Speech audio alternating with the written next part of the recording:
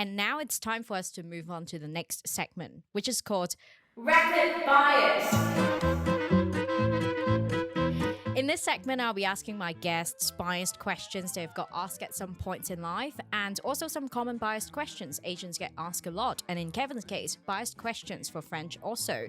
So, Kevin, are you ready? Yeah, all right, let's do it. First question, not really a question. Ho, ho, ho. So this one's funny. I'm gonna say it's actually an accurate representation of a French noise. The thing is, I didn't realize French people were making that noise until I moved here. Because obviously, when you're surrounded by French people, like it's just a normal sound to you. But once you have people kind of making fun of you, then you're like, wait. Even in TV shows or in comedies, people would make that noise to make fun of French people. So like, okay, I guess that's how we're perceived. So fortunately, I have to yield and I have to say, yes, it's very accurate. Yay! Okay, this is not a bias. Now it's confirmed by a French person. Yeah. But next up, French people are rude. They're not wrong. But I think it's them mainly from the fact that French people are very proud of their language, so they want people to speak French, and they don't make the effort sometimes to speak English when the opportunity presents itself.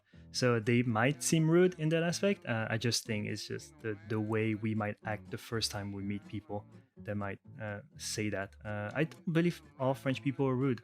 It might be a 50-50. Okay, let's just give it a 50-50 accurate representation of the French people. And next one, where's your baguette? My baguette is at the bakery, and I go and buy it every day because it's perfect when it comes out of the oven. At 6 a.m. when the bakery opens. I recommend it to everyone. Next one, you can't be French. You look Chinese. Yeah, that might be surprising to people sometimes when they look at me for the first time. But yeah, I mean, it is a bias for sure. But once I explain where I'm from, they get behind my character. And next one, where are you really from? So this one, when I get that question, I'm actually quite happy, just because it proves that the work that I've done to hide my French accent works. There's a lot of people are trying to figure out. They figure out that I'm not fully Chinese. I'm kind of European, but they can't pinpoint the exact countries.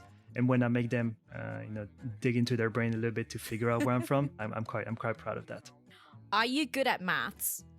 I'm not, but that's the typical question that you get. Yes, because honestly, the Chinese videos that you see on Chinese social media don't help this concept, right? When you have this 2-year-old kid who's doing more complicated math problems than you've ever done before, yeah, that helps to kind of construct that concept. Unfortunately, I'm not, but I can see why a lot of people, a lot of Chinese people would think that they're good at math, because they are. Next one, do you eat rice every day? I don't, but I've had that question so many times when I was young, especially when you meet people for the first time and you tell them you're Chinese. Oh, do you eat rice every day?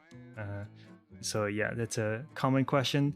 Something that I just laugh at now, as a fun thing when people say that to me. But the thing is that nowadays people don't actually say that. People are more open-minded and more knowledgeable about the world. That is not something you would hear as often as before, I would say.